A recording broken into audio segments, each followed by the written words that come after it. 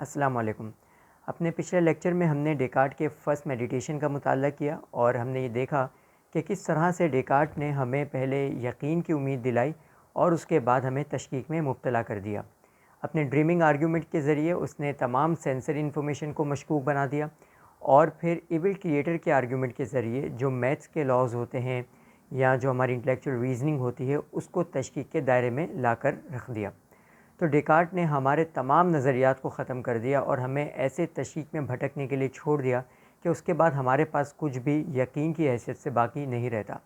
لیکن ڈیکارٹ یہاں پر اب بھی پر امید ہے اور وہ چاہتا ہے کہ کوئی ایسا اصول دریافت کر لیا جائے کہ جس کے اوپر ذرہ برابر بھی کسی بھی درجے میں شک نہ کیا جا سکتا ہو،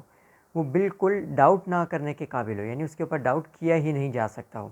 تاکہ ہم اپنے نظریات کا محل اس کے اوپر تعمیر کر سکیں۔ کیونکہ ڈیکارٹ کی جو تشکیک کا مقصد، چاہے وہ اس میں کتنا ہی کامیاب ہوا ہے یا نہیں ہوا ہے، لیکن بہرحال اس کا جو مقصد ہے وہ یہی ہے تشکیک کا کہ ہمیں کچھ ایسے اصول دریافت ہو جائیں کہ جس کے اوپر ہم اپنے نظام فلسفے کی پوری تعمیر کر سکیں، ہم اپنے مذہبی عقائد کو ثابت کر سکیں، ہم اپنے معاشرتی اقدار کو ثابت کر سکیں۔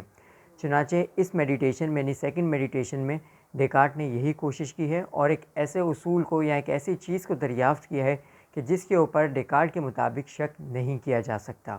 اب یہ اصول کیا ہے، اس بارے میں ہم ڈیکارٹ کی کتاب میں یا سیکنڈ میڈیٹیشن میں دیکھتے ہیں۔